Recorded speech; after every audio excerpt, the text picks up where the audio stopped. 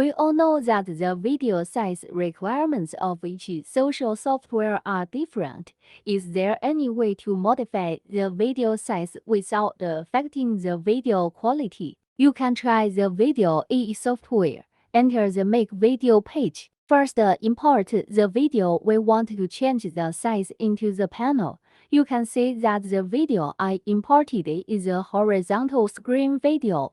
Click the resolution in the upper right corner to view it to the specific size and frame rate of the video. You can change the size of the video at will here. For example, posting to TikTok requires a ratio of 9:16. Of course, changing the format can also change the resolution, but changing a horizontal screen video to a vertical screen video will leave a lot of space.